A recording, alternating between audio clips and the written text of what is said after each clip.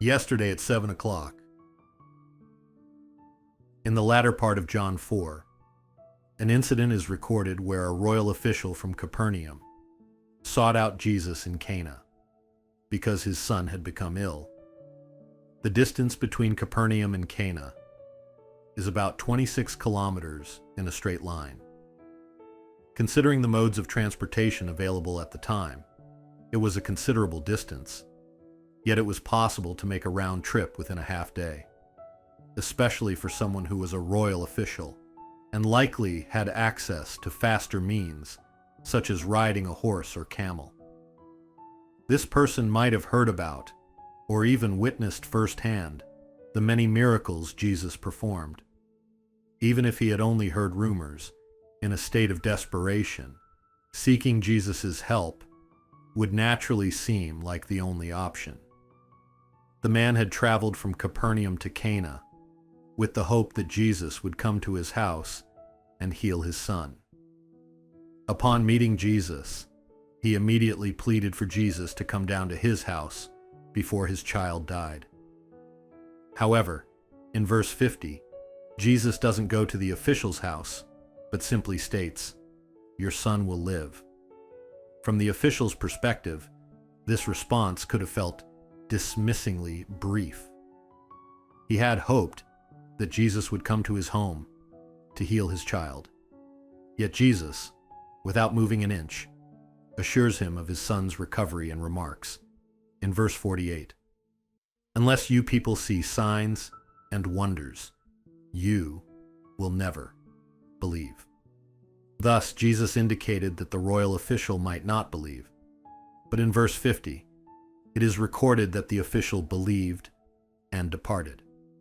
However, in verse 53, when his servants met him on the way to report his son's recovery, it states that he and his whole household believed.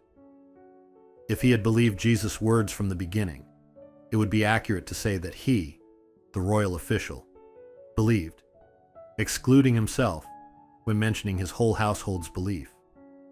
This discrepancy, where on one hand it said he believed, and on another it seems he didn't, finds its resolution and mystery in the concepts of distance and time. When the royal official first met Jesus, it was 7 o'clock, that is 1 p.m. At this moment, the child was healed, indicating that the child's healing and Jesus' proclamation occurred simultaneously, corresponding to 7 o'clock in Jewish time, which is 1 p.m. in our current time. If the official truly believed Jesus' words, he would have headed straight home. However, for some reason, he spent at least 16 hours on the road without heading home. While it could be argued that he didn't go because he believed, it's natural for a parent to want to see their child immediately. Yet, he did not believe Jesus' words, and, thinking his son had died, he did not return home. Even after the expected time of return had passed and he did not come home, concern for the well-being of this official eventually led to sending servants out to find him. The reason this event is recorded in John 4 is that its theme is also faith. The theme of John 4 is precisely faith. John discusses two ways faith arises through the stories of the Samaritan woman and the royal official. Faith can be gained either by hearing the word, as in the case of the Samaritan woman, or through experience, as demonstrated by the royal official's story. In other words, if one cannot believe by hearing the word, then look at or experience the works of Jesus and believe. Thus, God provides us with the tools to gain faith through his word and spiritual experiences. In John 1, John discusses Jesus Christ's fundamental identity, his purpose on earth, and the attitude we should have towards him. Chapter 2 contrasts those who receive him with those who do not, by their heart's disposition. In chapter 3, John teaches that receiving Christ requires rebirth through water and the Spirit, necessitating the assurance of forgiveness of sins, i.e., faith.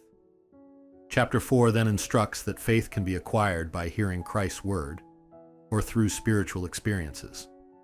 Starting with chapter 5, John begins to explain the fundamental reasons why we still fail to have faith, despite all this. Like any book, understanding the author's intent is crucial to fully grasp its message.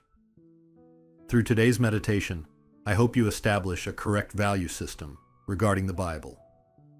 Next, we will meditate on the story of the man who had been ill for 38 years in John 5.